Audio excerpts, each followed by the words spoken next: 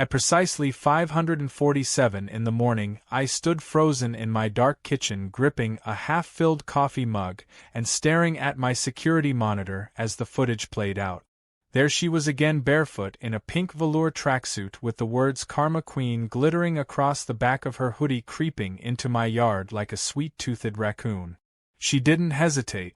She marched right up to my honey table, snatched the 2 freshly sealed jars from the cloth-covered crate, and tiptoed away like she was doing me a favor. That was the 3rd morning in a row. My jaw clenched. My hand trembled slightly, spilling hot coffee onto the counter. That was my honey, my bees, my early mornings, my stings, my pride. And Karen just waltzed into my yard every day like she owned it, licking her fingers and strutting away without so much as a thank you. It hadn't always been like this. When I first moved into this community 3 years ago, I thought it would be peaceful. I set up a modest garden, installed rain barrels, and began keeping bees more as a hobby than a business. The hive was neat and healthy, and I even gave out free honey to neighbors during the first season. Karen had been polite back then, in that performative, smiley way, the kind where you're not sure if she's complimenting your gardening skills or insulting your life choices. I didn't mind. Until the jars started disappearing. The first few times I chalked it up to forgetfulness. Maybe I'd used more than I realized or given away too many samples. But then I started noticing the sticky rings left behind. The crate would be moved just slightly to the left. 1 jar would be missing, not 2. Sometimes a note appeared scribbled in loopy handwriting that said things like "Thanks, neighbor," or "This is so much better than store stuff." I didn't know who it was until I set up the camera. I confronted Karen gently the first time. I showed her a printed screenshot of her crouched over the crate. She didn't deny it. She simply scoffed and said something about community sharing and that natural resources should be accessible to everyone, especially if they're delicious. Then she walked off mid-sentence to scold a delivery driver for parking too close to her mailbox. The next morning she came over with a pamphlet from the HOA stuffed into a clear folder and highlighted a line about neighborhood harmony and shared spaces. She argued that since the bees could technically fly over fences and pollinate everyone's flowers, their honey should be communal. I nearly choked. But what really set things ablaze was the book club incident. Karen hosted the Thursday morning HOA ladies for lemon scones and iced lattes, and apparently my honey was the star ingredient. I was outside trimming hedges when I overheard her say loud enough for everyone to hear, "Oh, that guy with the bees, yeah. He thinks he's some kind of artisan or something, but really he's just lonely and desperate for attention. He probably names each bee and sings to them or whatever." The cackles that followed hit harder than I expected. By now the honey theft was no longer a petty annoyance. It was a violation. She wasn't just taking a condiment. She was taking the product of hours spent maintaining the hive, protecting the bees during storms, ensuring they had enough forage, clearing pests, keeping the queen thriving. It was personal. It was intimate. It was war. That night I didn't sleep. I lay on my back staring at the ceiling, replaying the footage in my head over and over again. I imagined the look on her face if she opened her door one morning and found the entire hive waiting there like the Avengers of Vengeance in striped uniforms. Then I got up, paced the kitchen, drank half a glass of milk, and sat down at my laptop to research bee relocation technique. By morning I had a plan. A stupid, crazy, probably regret this but too far gone now kind of plan. I waited until just after sunset when the hive was quiet. I wore my full beekeeping suit, gloves, and netting and gently removed the hive from its base. The bees were calm as they usually were in the dark, and with a mix of smoke and sugar water I eased them into a portable box disguised as a wooden planter. I loaded it into a wheelbarrow and wheeled it right across the yard through the side path and onto Karen's porch. I positioned it carefully near the railing where she usually did her morning stretches and next to the small decorative table where she left her mason jar of cucumber water. I added a few sprigs of lavender to the top for aesthetics and sprinkled a little pollen powder to help the bees reorient. Then I placed 2 fresh jars of honey beside it with a small label that said "Fresh Harvest Enjoy." I stood back and looked at the setup. It was beautiful. It was poetic. By the time I returned to my own house and checked the clock, it was 5:24 a.m. I brewed a fresh cup of coffee, sat by the window and waited. At exactly 5:45 a.m. Karen's front door opened with its usual over-lubricated creak. She stepped outside wearing her pink hoodie and sandals, yawning and stretching her arms. She reached for the honey jars without even looking. That's when the first bee buzzed past her ear. She froze. Another one darted across her cheek. A third landed softly on her exposed ankle. What followed was a ballet of pure chaos. Karen screamed, dropped the jar, and began flailing. She kicked over her table, tripped on her sandals, and flung herself back through the door, knocking over her decorative plant stand. Princess Lavender barked hysterically from inside. I nearly spilled my coffee from laughing so hard. It was only the beginning. But it was enough. She wanted the sweet life. She got the hive too. The morning after the porch incident was one for the history book. I hadn't intended to enjoy it so much, but watching Karen's porch become a no-fly zone for anyone not wearing a beekeeping suit was like watching a reality show written just for me. The hive had settled in beautifully. The bees, once curious and unsettled from the move, now roamed her flower boxes and buzzed gently around her wind chimes like they owned the place. In a way, they did. Her porch now had its own humming security system that required no batteries, just a steady supply of sunshine and petty revenge. Karen, on the other hand, wasn't adjusting nearly as well. She didn't come out for her usual yoga stretch or morning honey theft.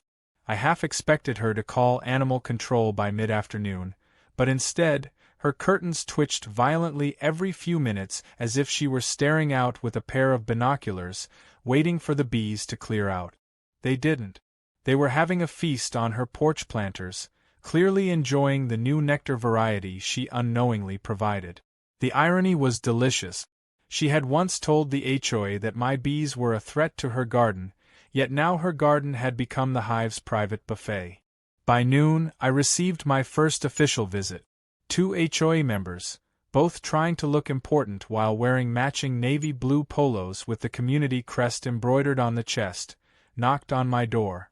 Their names were Gary and Felicia, self-declared enforcers of peace and landscaping harmony. Felicia did most of the talking, while Gary nodded solemnly as though he were the head of national security. They claimed they'd received a formal complaint from Karen regarding a beehive placed maliciously on her property. I raised an eyebrow and walked them to the side of my yard, then showed them my original hive base. Empty now, of course, but clearly maintained and labeled. I even showed them the beekeeping permit I had filed with the city when I started the hobby. Everything was legal. When they asked if I had moved the hive to her porch, I shrugged and told them I had no idea how bees made their decisions and that perhaps they simply liked her flowers.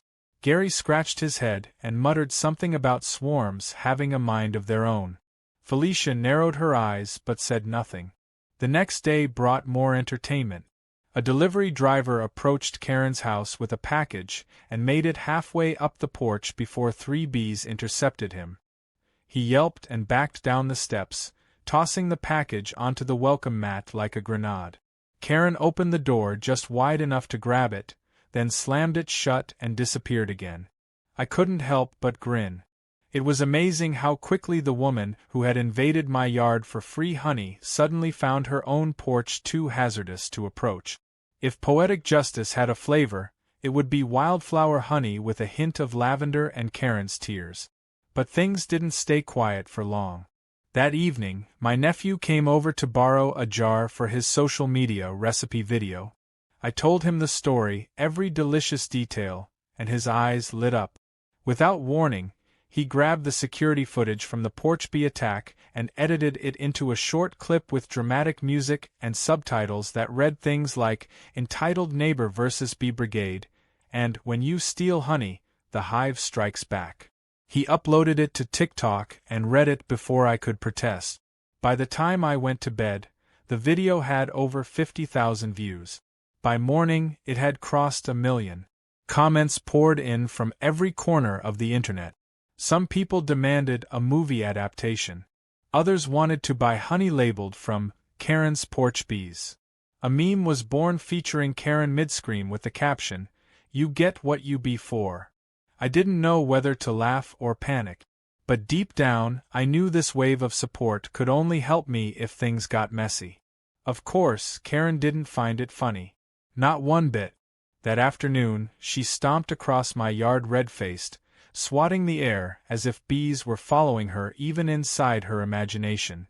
She banged on my door so hard that my cat bolted under the couch. I opened the door calmly, holding a cup of tea, and greeted her like nothing was unusual. She screamed that I had orchestrated a targeted attack, that I had used bees as a weapon, and that her lawyer cousin was going to make sure I never saw daylight again. I took a sip of tea and said, I didn't know the bees followed HOA bylaws now. Karen marched off in a huff, tripping on a sprinkler head in my yard. I didn't laugh until she was out of earshot, but it was one of those laughs that sticks in your ribs for hours. The kind of laugh that reminds you some people really do live in their own version of reality where consequences are someone else's problem. That evening, the local news called me. Someone at the station had seen the viral video and wanted to do a light-hearted segment called Bees and Justice. I hesitated at first, not wanting to poke the bear any further. But the reporter assured me it would be friendly and anonymous if I preferred. I agreed, and they sent a camera crew the next morning. They filmed me from the shoulders down wearing my bee suit and recorded a voiceover as I explained my love for beekeeping and the importance of respecting boundaries, both human and honey-related. The segment aired 2 days later and brought even more attention. Orders for my honey shot up. I wasn't even officially selling it yet, but people messaged me on social media asking how they could support the beekeeper who stood up to entitlement. I started bottling a few extra jars and labeling them with a simple black and gold sticker that read Buzz of Justice. They sold out in an hour. Karen's house, meanwhile, now had 3 signs on the porch. One was from the HOA requesting bee caution. One was hand-scrawled in Sharpie on cardboard that said "Do not approach bees." And the third was a sticker someone anonymously left on her mailbox that read Honey Thief Sanctuary. I don't know who left it, but I wish I could shake their hand. The hive remained peaceful on her porch as long as no one got too close. And Karen? She hadn't stepped foot outside without a full hoodie and gloves in 3 days. Her dominance over the neighborhood was shrinking faster than her courage. All it had taken was a little planning, a few thousand bees, and a neighbor who had finally decided enough was enough. By the start of the following week, what had begun as a neighborhood squabble had grown into something far stranger and more theatrical than I could have imagined. My modest beekeeping venture, once just a peaceful hobby, had become a cultural moment. The video of Karen's porch panic was still gaining views and somehow had made its way onto a morning show segment where 2 anchors laughed so hard they had to cut to commercial. They played it twice. People started referring to me online as the Justice Beekeeper, which sounded like a superhero name given by Reddit. My nephew, ever the opportunist, convinced me to put up a basic site where people could order jars of honey with limited edition labels like Porch Raid Reserve and Nectar of Vengeance. They sold out every time we listed a new batch. But not everyone was amused. Karen, still hiding behind her curtains, had gone from angry to downright obsessed. Her lawn, once perfectly trimmed and obsessively landscaped, was now patchy and overgrown near the porch where she refused to mow out of fear of provoking the bees. Her precious morning routines were shattered. Gone were the days of sun salutation stretches and cucumber water. She now came out only after sundown wearing full sleeves, sunglasses, and sometimes even a scarf over her face like she was preparing to enter a war zone. And in a way she was. What I didn't anticipate was the arrival of her sister Sharon, a woman with the same volume control issue and double the sense of entitlement. Sharon came storming into the neighborhood like she was descending from the sky on a mission. I watched from my porch as she parked her aggressively large SUV halfway across 2 driveways and marched up to Karen's door yelling her name like a general summoning troops.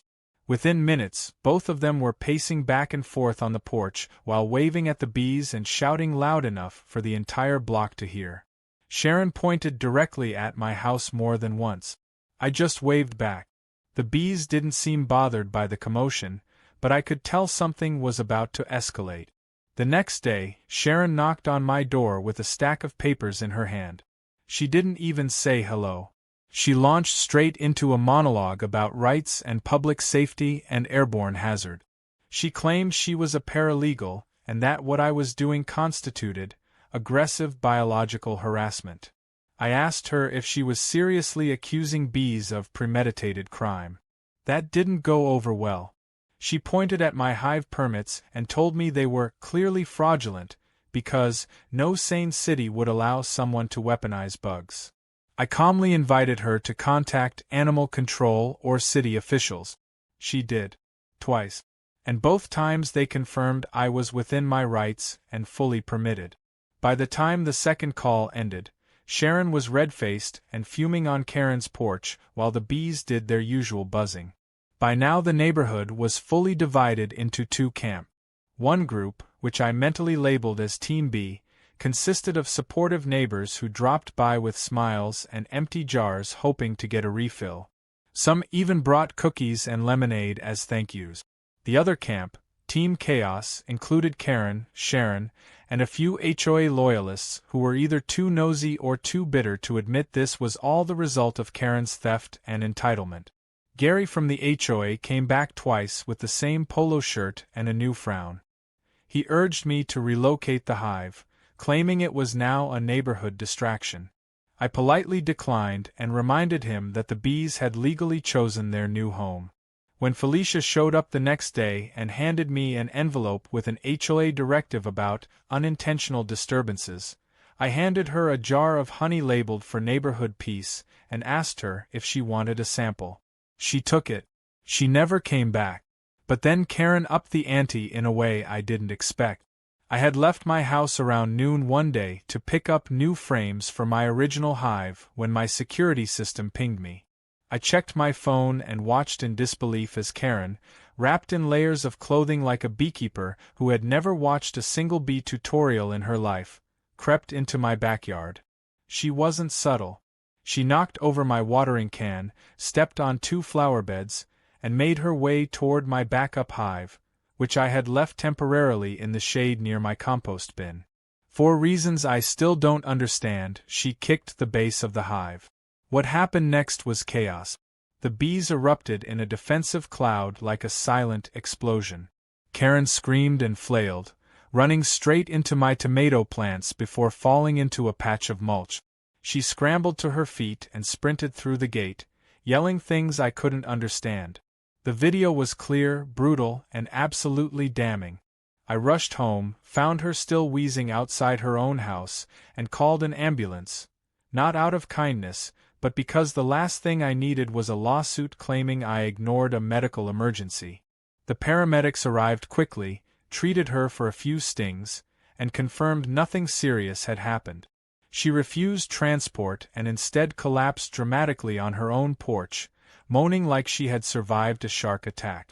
Later that evening, I submitted the footage to the local authorities, along with a full report. The police took it seriously. Trespassing on private property and tampering with a regulated agricultural structure like a beehive carried legal consequences. An officer came by to review the footage and took a statement. Within 24 hours, Karen received an official warning. She tried to argue that I had lured her into the yard by leaving honey jars out, but the officer wasn't buying it. He even chuckled at one point while watching her run through the garden, muttering something about natural consequences. Sharon tried to protest, storming around the neighborhood talking about defamation and beekeeping cult. No one listened. In fact, someone had already printed T-shirts with a cartoon of Karen being chased by bees and the caption, "Don't steal the sweet stuff." They sold out at the local farmers market. By the end of the week, Karen and Sharon were rarely seen outdoors. Their porch, once the epicenter of morning entitlement, had become a buzzing reminder of accountability. The bees remained calm and content, enjoying their new home. I added another jar of honey to the crate beside my front steps, labeled for neighbors with a sign that read "Honesty tastes better." And the orders online kept pouring in. What had started as revenge had become something far bigger. And there was still more to come. Karen might have thought she was done after the police visit, but she had one final desperate move left in her. I should have expected it after weeks of humiliation, viral fame, and be-induced exile from her own porch, but even I was caught off guard by just how reckless she was willing to get. It was a Thursday night, quiet and humid, and I was out in the backyard trimming the edges of my raised garden beds when I noticed my cat Bolt staring intently at the fence.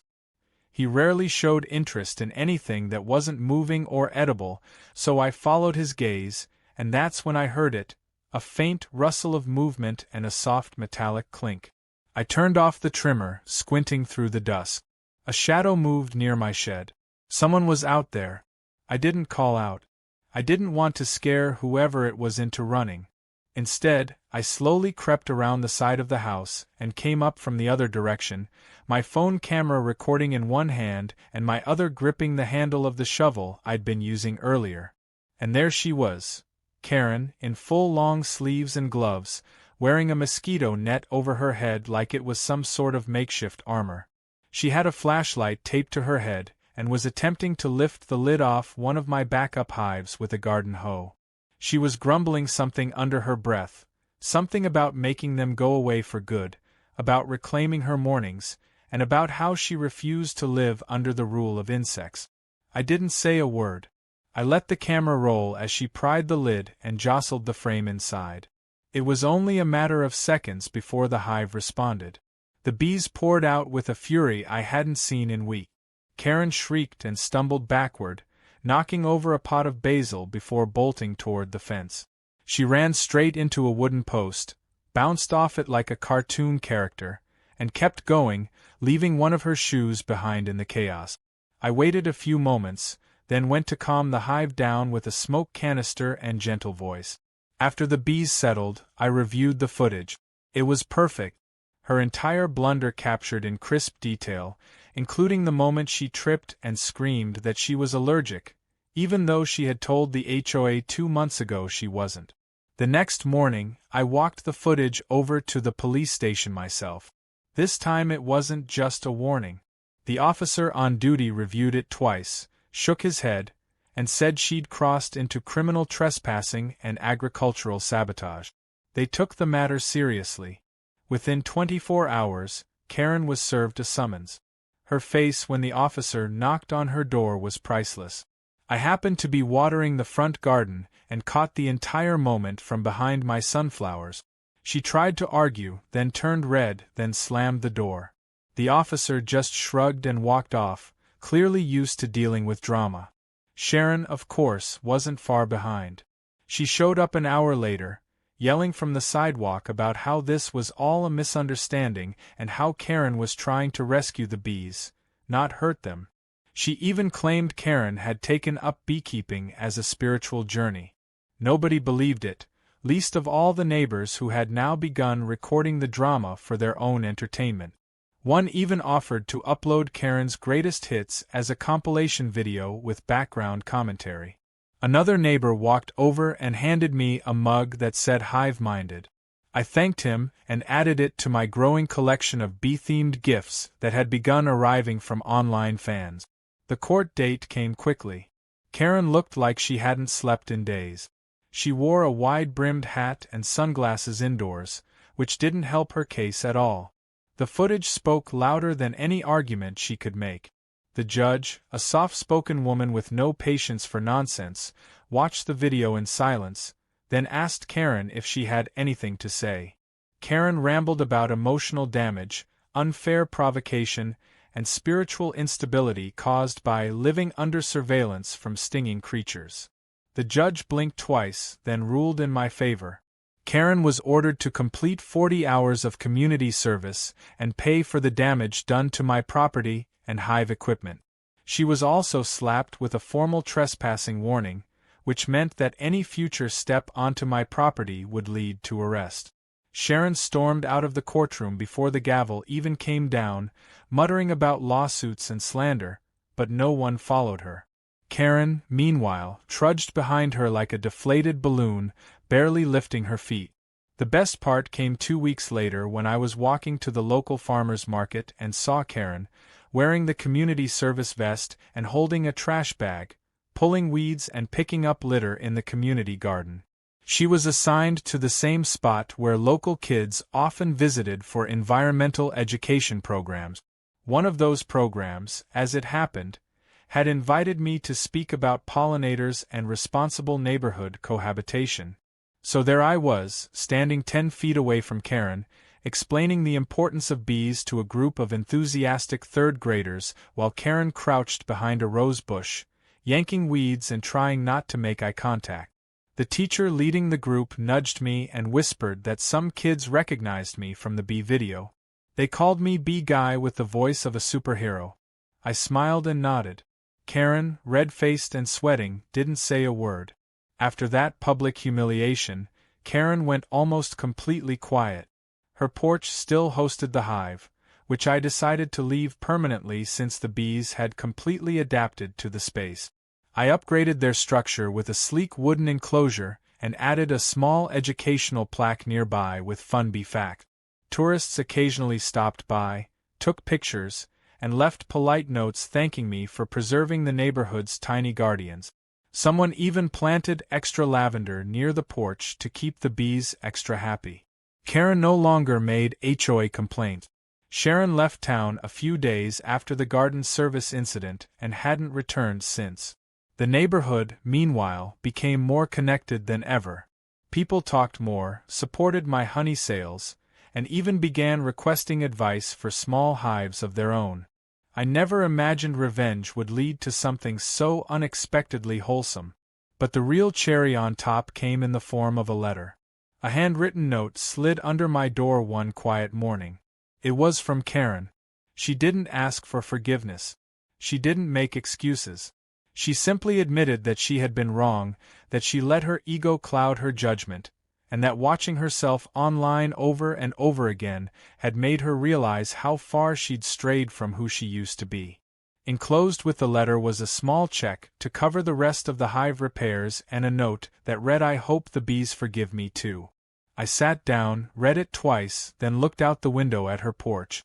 The bees buzzed peacefully in the sunlight. Maybe they already had. Weeks passed, and the neighborhood settled into a new rhythm, one that now included the gentle hum of bees as part of its background music. It was funny how something that had started as a petty act of revenge had quietly reshaped the community into something more connected, more aware, and ironically, more peaceful. The hive remained on Karen's porch, fully thriving, its occupants hard-working and undisturbed, buzzing in and out of their little wooden home like nothing had ever happened.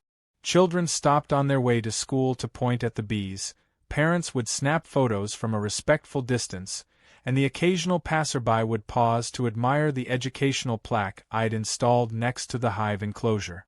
The plaque, made by a local craftsman, featured simple facts about bees, their role in pollination, and a subtle line at the bottom that read, "Kindness, like honey, spreads when shared." My honey sales had long outgrown the modest jars I used to hand-label at the kitchen counter. I partnered with a local supplier to bottle larger batches and expanded into new flavors by adding cinnamon infusions and wildflower varieties. The online store my nephew had created now featured a clean interface, a new logo featuring a cartoon bee holding a tiny scale of justice, and product names that still made people laugh. Justice Jars. Sweet Retaliation. Karen's Karma. The orders came from all over the country now, and what started as a way to vent had become something sustainable, something genuinely joyful. I kept beekeeping classes on the weekends, sometimes in my backyard and sometimes at the community garden, where the interest had skyrocketed. What surprised me most was the number of people who wanted to learn, not just how to keep bees, but how to work with nature instead of against it. There was something deeply satisfying about showing people how to approach the hive calmly, how to move without fear, and how bees, when respected, ask for so little but give back so much. I realized in those moments that I had Karen to thank for all of it. Without her petty theft and escalating entitlement, I might have never stepped out from behind the netting and into a community role. The HOA elections rolled around just as summer began. For the first time in years, people actually cared. Turnout was record-breaking, and not surprisingly, the previous leadership was voted out. Gary resigned quietly, and Felicia moved out of the neighborhood altogether. A new president was appointed, a retired biology teacher named Mrs. Langley who'd taken one of my classes and now kept a small hive in her backyard. The first change she made was eliminating the outdated clause about nuisance animals and replacing it with a pollinator-positive policy, encouraging homeowners to grow native plants and create bee-friendly spaces.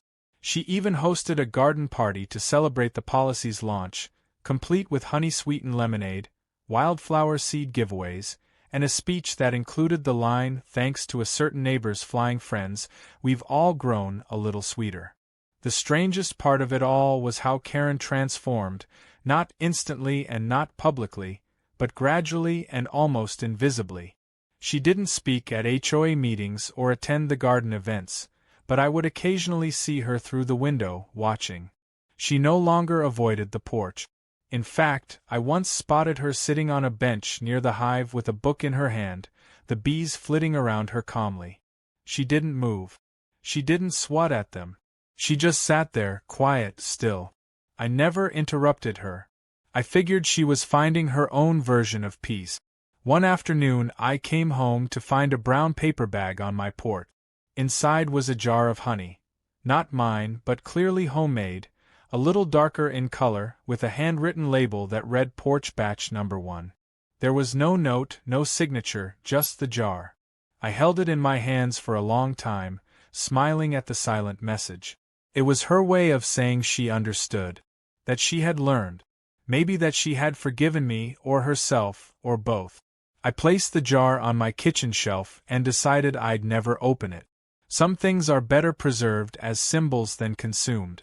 Then came the day Princess Lavender, Karen's fluffy little dog who used to bark every time I walked by, wandered into my yard. At first, I thought she was just exploring, but she made a beeline for the hive enclosure, laid down a few feet away, and simply rested there, eyes half closed. The bees ignored her. She didn't flinch when one buzzed past her ear. I watched her for a full 10 minutes before Karen walked over, calling her name softly. When she saw me standing nearby, she froze, unsure whether to retreat or apologize. I smiled and pointed at the dog. She gave me the smallest nod and said she's been coming here a lot lately. I think she likes the sound. I told her the bees seemed to like her too. We didn't talk after that. She scooped up Lavender and walked back home. But the fence that had once divided us didn't feel like a barrier anymore. It just felt like part of the landscape. In the end, the war over honey turned into a story of growth, stings and all. It taught me that sometimes the best revenge isn't loud or cruel or even direct. Sometimes it's just letting life do what it does best. Move forward, make sweetness out of chaos, and remind people that boundaries matter. I never wanted to become a viral figure or a community icon. I just wanted my honey back. But I got so much more. I got neighbors who looked out for each other. I got kids who wanted to save the bees. I got a porch hive that became a local landmark. And I got peace. The bees kept working, never holding a grudge, never seeking drama. They just built, gathered, and thrived. And maybe, without meaning to, they taught all of us to do the same. As I stood one quiet morning sipping tea and watching the hive glow golden in the rising sun, I realized that the buzz of justice wasn't in the sting. It was in the hum of things returning to balance. And for the first time in a long while, the neighborhood felt truly whole.